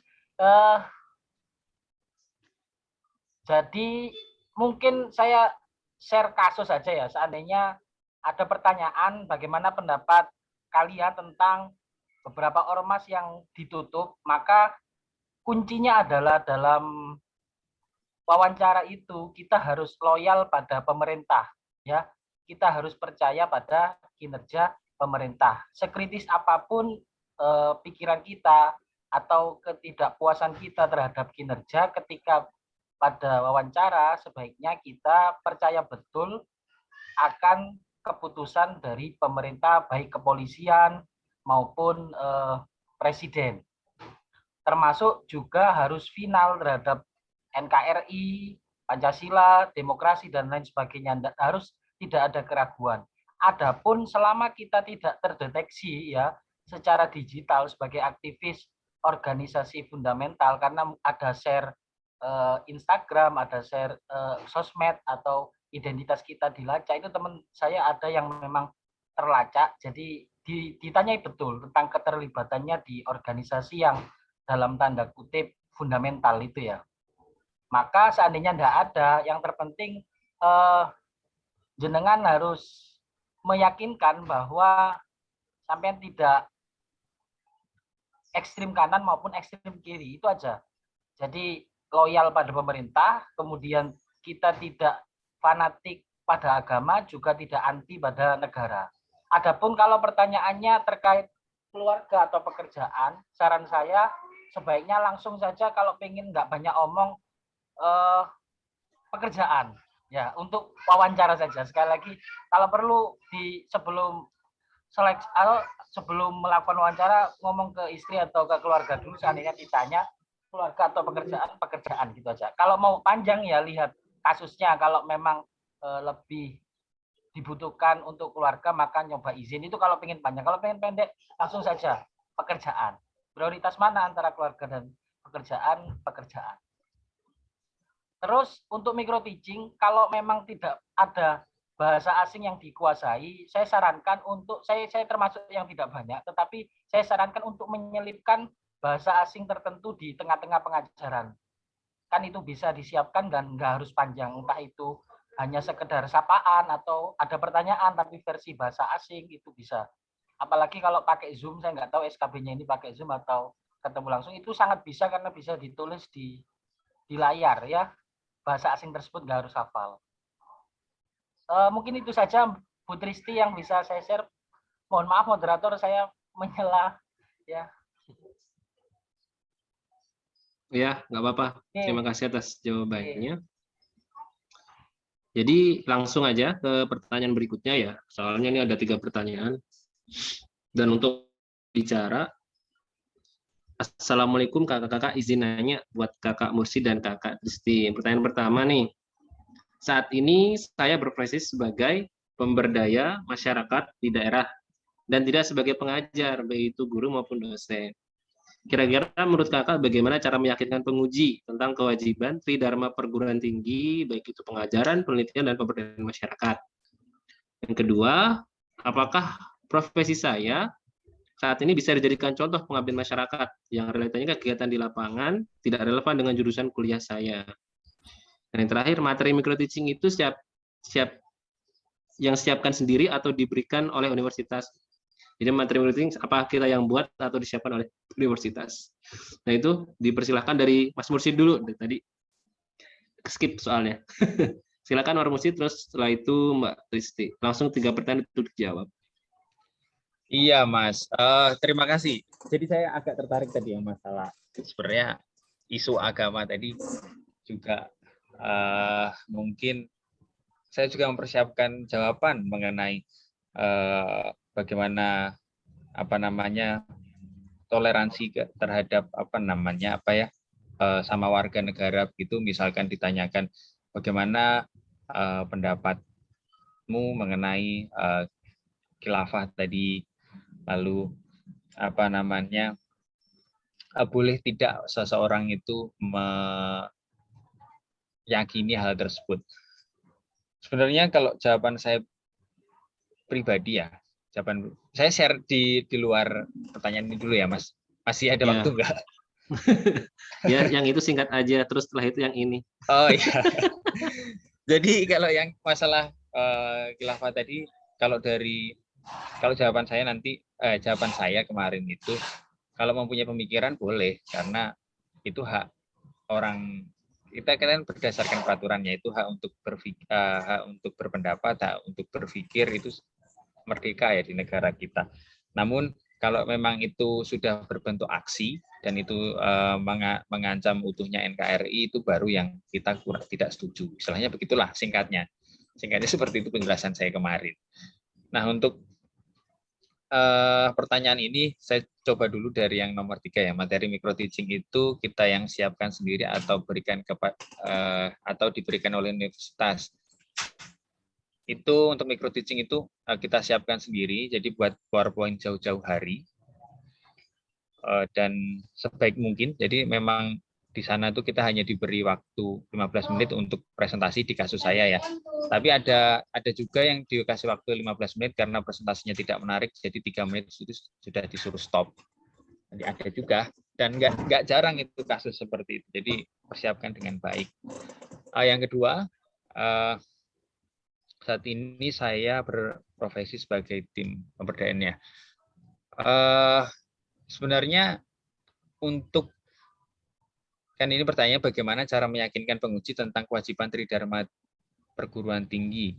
Ini sebenarnya lebih ke pasca teman-teman sekalian menjadi pengajar ya. Dan bagaimana ilmu teman-teman sekalian itu diaplikasikan. Misalkan kemarin itu saya juga ditanya, bidangmu itu apa? Misalkan bidang saya itu mengenai kehutanan, dan lebih cocoknya dulu tuh saya belajar mengenai agroforestry yang saya jelaskan ya. Lalu ditanya kira-kira apa kontribusi ilmumu itu untuk universitas, untuk jurusan, untuk universitas maupun masyarakat sekitar, dan khususnya di kawasan Pekanbaru ataupun Riau yang mayoritas didominasi oleh sawit. Ya tinggal dijelaskan saja nanti bagaimana disiplin ilmu teman-teman sekalian itu bermanfaat untuk masyarakat sekitar. Misalkan saya agroforestry dan saya tahu teori tentang jangka benah yang mungkin sekarang lagi tren juga, jadi saya jelaskan. Jadi itu sebagai alternatif untuk mengkonversi atau untuk deal dengan sawit begitu. Jadi di setiap menjelaskan suatu kasus atau suatu jawaban itu baiknya diikuti dengan contoh atau diikuti dengan aplikatifnya itu bagaimana. Itu caranya untuk meyakinkan. Jadi diikuti dengan bukti-bukti seperti itu. Lalu yang pertanyaan terakhir, apakah profesi saat ini menjadi pengabdian masyarakat realitanya? Nah, ini sebenarnya jatuhnya kepada pengalaman sih. Jadi nanti yang ditanyakan itu memang fokus kepada bidang teman-teman sekalian, kepada satkernya, kepada universitasnya dan masyarakat. Mungkin yang masalah profesi ini lebih ke pengalaman pengalaman kerja aja dijelaskan. Kalau saya bekerja sebagai ini, lalu pengalamannya apa-apa, tugasnya apa-apa, seperti yang sudah dijelaskan Bu Tristi tadi. Mungkin itu dari saya, Mas. Oke, selanjutnya Mbak Tristi, dipersilakan untuk menjawab pertanyaan dari peserta. 3 pertanyaan yang sudah saya tampilkan di layar. Ya, semuanya sebenarnya sudah di cover ya sama Mas Mursyid tadi. Itu juga jawaban saya juga insya Allah sama. Materi micro teaching saya sendiri yang siapkan, versi besar, versi yang panjangnya, versi yang pendeknya. Kemudian profesi pemberdaya masyarakat di daerah menurut saya bisa ya, karena saya juga sebenarnya itu tidak bisa memasukkan mengajar sebagai PKM, karena saya kedepannya mencetak mahasiswa itu tidak sebagai pengajar seperti itu. Jadi teman-teman dosen tuh ada yang memberi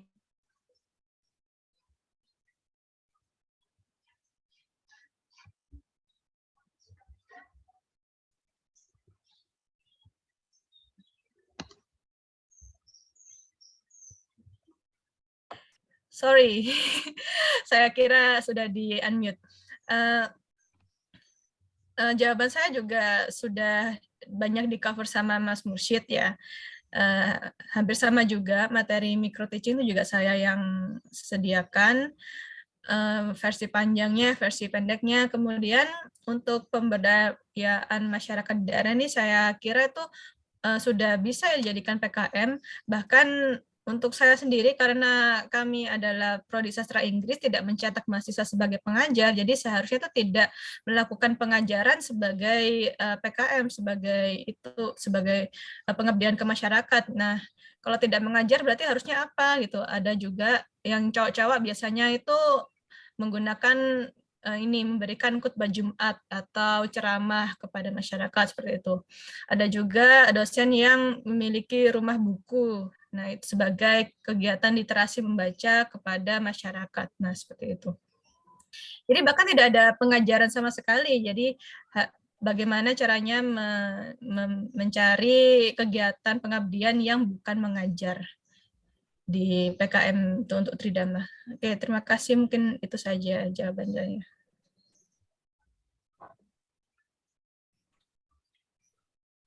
Oke, apakah ada yang ingin ditanyakan lagi teman-teman? Ini ada satu lagi nih pertanyaan yang tertinggal dari Firman. Nagih jawaban dari Mbak Tristi belum jawab pertanyaan saya, kaget nggak soal yang keluar dengan yang dipelajari waktu ujian SKB. Nah, itu gimana tuh? Kalau Iya, ini Mas Firman ini ya, Mas Firman juga teman saya ini. Kalau kaget itu ya mungkin kaget tapi secara internal gitu ya, soal yang keluar dengan yang dipelajari waktu ujian. Tapi sebagian besar itu sama dengan apa yang saya pelajari dari YouTube atau dari teman-teman juga saling sharing. Oh ya, mungkin nanti pas SKB mungkin ada sedikit oknum-oknum yang membocorkan gitu ya, yang membocorkan gitulah. Saya sangat menyarankan teman-teman untuk tidak ikut membocorkannya ke grup gitu atau ke pihak-pihak manapun gitu. Jangan ikut-ikutan, mungkin silahkan dinikmati tapi jangan di-share ulang ke orang lain. Oke, terima kasih, itu saja. Oke. Apakah ada yang ingin ditanyakan lagi? Kalau enggak, saya ada satu pertanyaan sih dari saya, sekaligus untuk menutup ya mungkin. Kan sebenarnya nggak ada yang tanya langsung, dan juga chatnya juga sudah nggak ada. Ini pertanyaan saya buat kedua pembicara. Ini ke depan kira-kira S3-nya ntar mau kemana? Atau kapan rencana S3? Atau ada nggak sih rule di kampus masing-masing? Itu S3 harus 2 tahun dulu nih ngajar? Atau bisa langsung atau gimana nih? Itu gimana tuh dari Mas Mursid dulu? Ini oke. Kalau rule di tempat saya mengenai S3 itu, kalau S3-nya di luar, jadi emang dari awal itu ditekankan untuk S3 langsung ya. Semua kampus mungkin menghendaki seperti itu karena di tahun-tahun ke depan kayaknya profesi dosen masuknya langsung S3 kayaknya ya, sedengar saya. Jadi mungkin tinggal sisa 2-3 tahun lagi untuk jenjang S2 ini bisa daftar formasi dosen ya. Jadi kalau di tempat saya itu kalau bisa S2 ke S3 ke luar negeri ataupun ya ke luar negeri begitu, itu istilahnya fast track. Jadi setelah CPNS itu, CPNS-nya sudah keluar itu langsung sekolah boleh, langsung ditandatangani dan itu dijamin oleh rektor kayak gitu. Tapi kalau sekiranya S3-nya itu di lokal, itu kalau bisa lektor dulu kayak gitu Mas.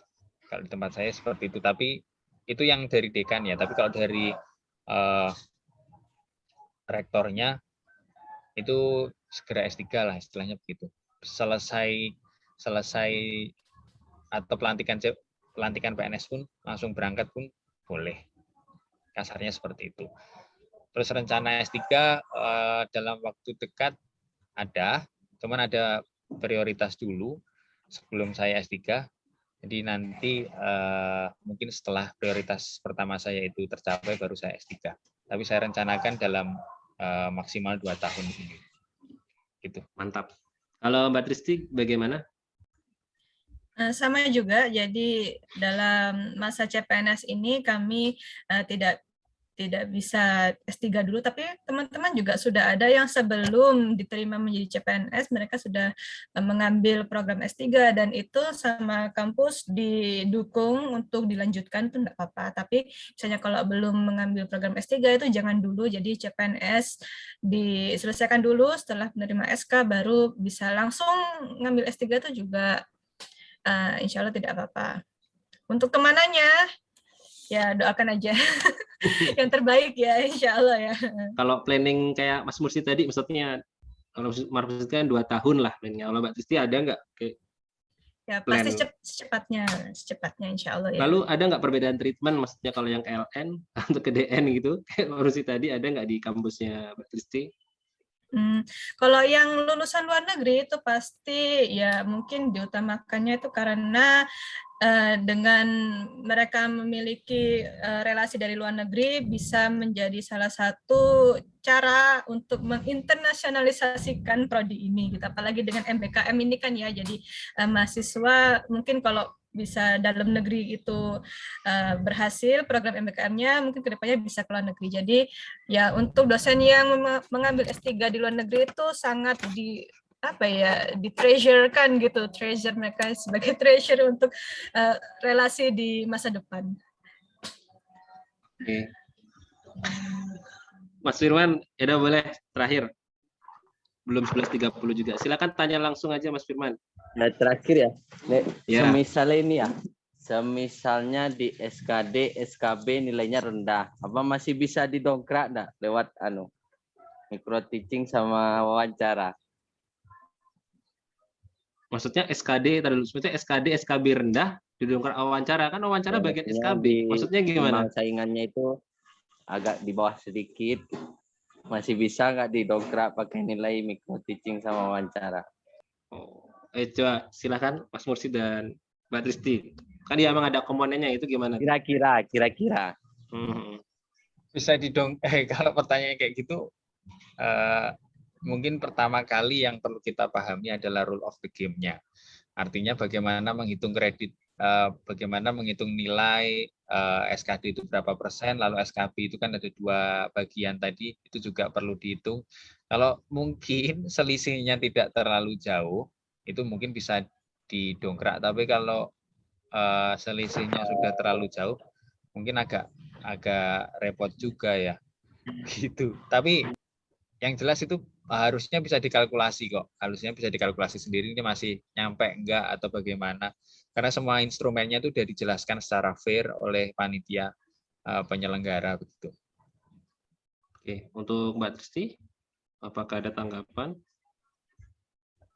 Ya, kalau nilai SKD-nya rendah gitu ya, kalau nilai SKD-nya rendah, apakah masih bisa didongkrak dari nilai SKB gitu? Ya, pasti sangat bisa. Sudah banyak juga kasus di mana yang SKD-nya mungkin yang paling rendah, tapi ketika SKB seperti micro teaching, wawancara itu nilainya tinggi, itu malah beliau yang diambil sebagai CPNS gitu. Di prodi saya pun ada beberapa yang seperti itu. Jadi insya Allah bisa. Oke, cukup Mas Firman ya. Ada lagi? Oke, kalau nggak ada, mungkin itu saja yang bisa kami sampaikan. Terima kasih juga kepada kedua pembicara, Mas Mursid dan Mbak Tristi, sudah meluangkan waktunya untuk sharing pengalamannya tahun lalu, dan juga terima kasih kepada teman-teman semua peserta yang sudah hadir pada hari ini. Semoga mendapatkan hasil yang terbaik ya di SKB yang segera akan dilaksanakan itu tahun Kemenak. Ya, mungkin itu saja bisa saya sampaikan. Sekali lagi terima kasih banyak kepada Mas Mursid dan Mbak Tristi. Oh, mau share materi? Boleh, yaudah silakan sambil saya closing. Saya tutup. Kurang lebihnya saya mohon maaf, kepada Allah saya mohon ampun. Wabillahi taufiq wal hidayah. Wassalamualaikum warahmatullahi wabarakatuh. Waalaikumsalam. Nanti materinya kalau ini bisa kirim ke saya aja, saya email ke teman-teman. Oke. Atau mungkin jadikan saya co-host, mungkin di sini baru saya bisa share. Bisakah? Soalnya sini enggak ada. Soalnya saya sudah ngasih link di situ, mungkin kan ada teman-teman yang mau Diona, gitu ya. Bisa nggak nih? Udah dijadiin co-host. Ya, coba. Oke, terima kasih kalau juga. Nanti saya kasihkan ke ya, ini gitu aja ya. Ya, terima kasih banyak ya.